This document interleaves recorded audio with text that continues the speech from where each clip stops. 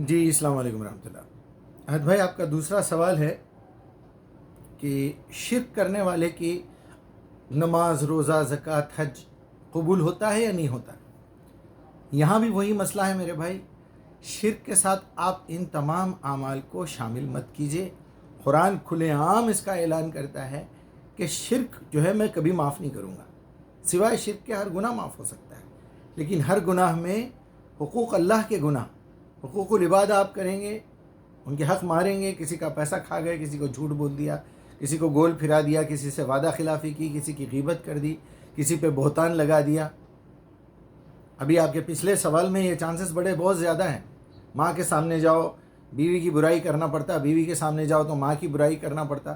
بیٹا گھر آیا تو پہلے پریشان ہے کہ دہلان میں پہلے ماں کی سنے یا پہلے کمرے میں جا کے بیوی کی سنے، انہوں اندر سے بلاتے رہتے، پہلے یہاں ہو آپ، امی سے بعد میں بات کرو، آج کیا ہوا گھر میں بتاتی ہوں آپ کو۔ ماں بولتی ہے اچھا پہلے آتے ہی کمرے میں گھس گیا تاکہ وہ تیرے کان بھر دے میرے خلاف، پہلے یہاں آ کے بیٹھ، میں پیدا کری تیرے کو، اب یہاں گولی دینا۔ تو اس طرح کے گناہ معاف ہونے والے نہیں ہیں۔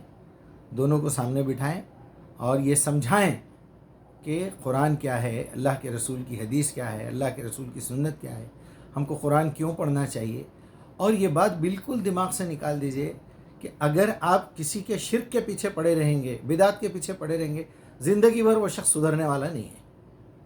مشرک کبھی نہیں سدھر سکتا، یاد رکھیے، لیکن پھر بھی وہ مسلمان ہے، وہ کسی حد تک مومن ہے، لیکن ایک کافر کے مقابلے میں مشرک اتنا بڑا گنہگار تو نہیں ہے نا، اللہ کو مانتا ہے لیکن اس کے ساتھ ساتھ شرک کر رہا ہے۔ ایک شخص نے تو اللہ کا انکار کر دیا، رسول کا کر دیا، قرآن کا انکار کر دیا، آخرت کا انکار کر دیا، کتابوں کا انکار کر دیا، تو وہ تو کافر ہو گیا۔ آپ اس کو مشرک کے ساتھ کیسے ملائیں گے؟ مشرک کا شرک بھی دیکھا جائے گا، اس کے اعمال بھی دیکھے جائیں گے، یہ گناہ معاف ہونے والے نہیں ہیں۔ لیکن اگر شرک کی وجہ سے اگر یہ کام بھی کرنا وہ چھوڑ دے، جیسے کہ ہم لوگوں کو بولتے ہیں تمہاری نماز بیکار ہے، تمہارا روزہ بیکار ہے، تمہاری زکوٰۃ، تمہارا حج، سب کچھ بیکار ہے کیونکہ تم مشرک ہو، تو پھر بھائی وہ بھی چھوڑ دے گا تو اس کو ہدایت کہاں سے ملے گی؟ پھر ہم کیا کر رہے ہیں پھر؟ تو یہ بہت بڑی غلطی کر رہے ہیں ہمارے لوگ، جو دعوت کے کام میں لوگوں کو نکتہ چینی کرتے ہیں اور یہ بتاتے ہیں کہ یہ شرک ہے، یہ بدعت ہے۔ آپ کو ضرورت نہیں ہے بتانے کی، آپ اس کو قرآن سے دلچسپی دلائیے، قرآن پڑھائیے، قرآن سمجھائیے، وہ خود قرآن پڑھ کے نصیحت قبول کرے گا۔ قرآن کی اہمیت بتائیے، قرآن کی اہمیت کیا ہے۔ ہم تو صبح سے شام تک قال رسول اللہ، قال رسول اللہ، ابو ہریرہ، عبداللہ ابن عباس، عبداللہ ابن عمر کے علاوہ اللہ کا نام ہی نہیں ہے۔ اللہ کا نام بھی ہے تو عبد کے بعد ہے، عبداللہ ابن عبداللہ۔ یہ طریقہ صحیح نہیں ہے۔ جب آپ قرآن کی دعوت دیں گے، لوگوں تک قرآن پہنچائیں گے، کوئی آیت سمجھ میں نہیں آئے گی اس کو، وہ آپ سے سوال کرے گا، تب آپ بولیں گے اس آیت کو ہمارے پیارے نبی صلی اللہ علیہ وسلم نے اس طرح سمجھایا، ابو ہریرہ نے ایسے نقل کیا، ان کی بات کو بخاری نے ایسے نقل کیا، فلاں نے ترجمہ کیا، وہ ترجمہ میرے ہاتھ میں ہے، آئی ہیو نو گارنٹی، یہ مجھے علم ملا ہے۔ ایسے دھڑلے سے سناتے ہیں جمعے کے خطبے میں جیسا وہی ان کے پاس نازل ہوئی یا رسول اللہ کے سامنے بیٹھے تھے مولوی صاحب۔ اچھا، جھوٹ بولتے ہوئے شرم بھی نہیں آتی، حیا بھی نہیں آتی؟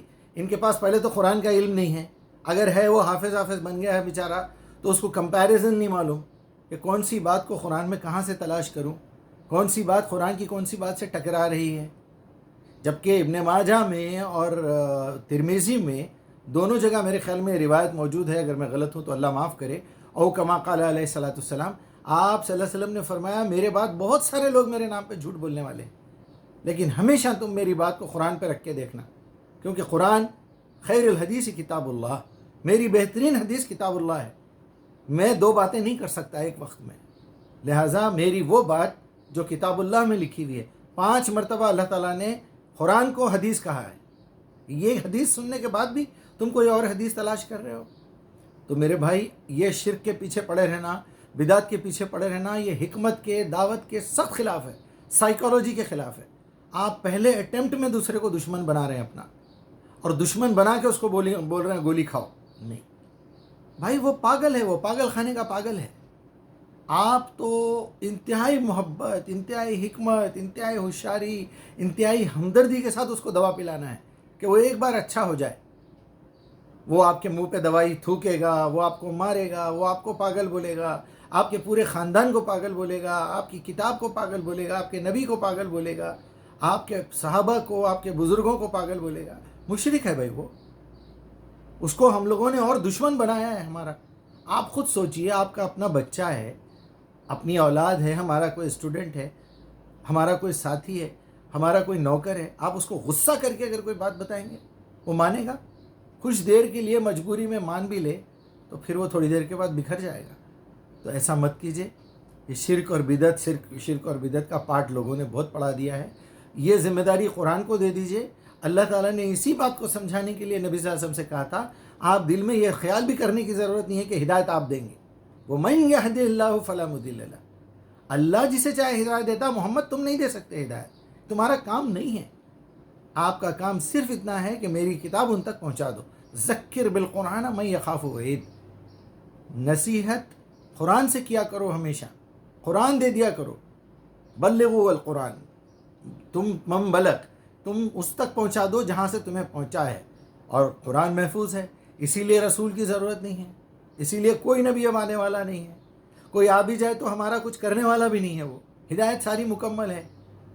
لہٰذا ہمیں چاہیے کہ جتنی زیادہ دلچسپی پیدا کر سکتے آپ کی زبان پہ قرآن قرآن قرآن قرآن ہونا چاہیے. آپ کو کوئی اہل قرآن بولے، آپ کو کوئی اہل عقل بولے، اہل حدیث اہل خبیث بولنے سے تو بہتر ہے. یہ اہل قرآن، اہل حدیث، اہل سنت، اہل تشیع آدمی بعد میں بننا چاہیے. پہلے بیسیکلی قرآن کو MBBS سمجھیے. آپ MBBS سمجھ کے پہلے MBBS کر لیجئے اور اس کو کنٹینیو رکھیے.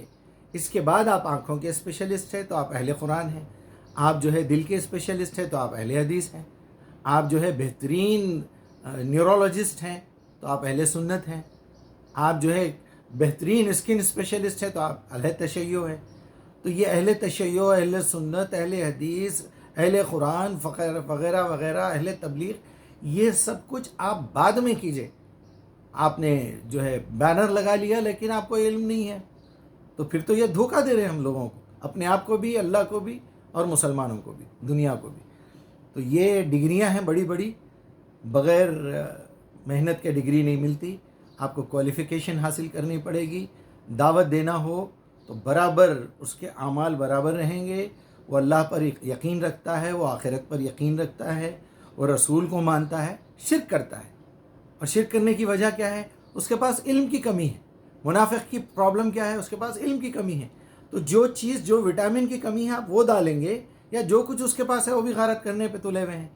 ایسا مت کیجیے. اس کے پاس علم کی کمی ہے، اس کو قرآن کا علم پہنچائیے، اس کو پیار سے سمجھائیے کہ جو اللہ ہمارے پیدا ہونے سے پہلے ہمارے ماں کے سینے میں دودھ رکھ دے، ہماری غذا رکھ دے، تو پھر اس کو کیا بولنا ہے؟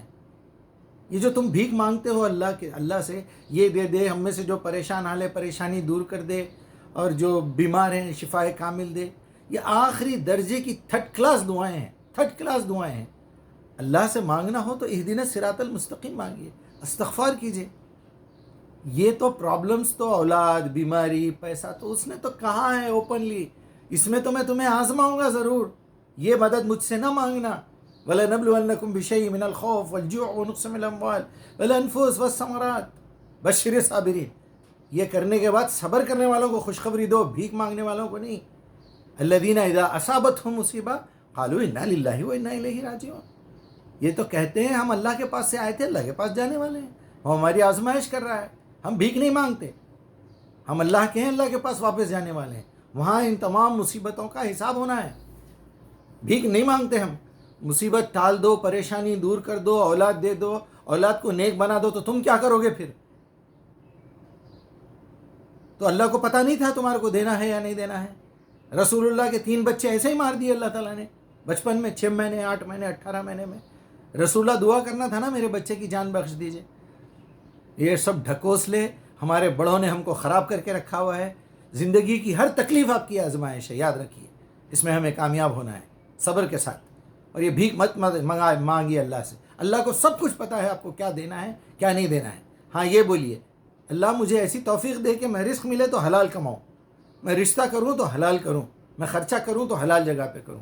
اللہ تعالیٰ سے التجا ہے کہ ہماری سمجھ میں یہ بات آ جائے. حالانکہ یہ سارے کام میرے ہیں. دیکھیں التجا کرتے ہوئے شرم آ رہی. اللہ رحم کرے، بس قرآن کو مت چھوڑیے، انشاءاللہ سب ٹھیک ہو جائے گا.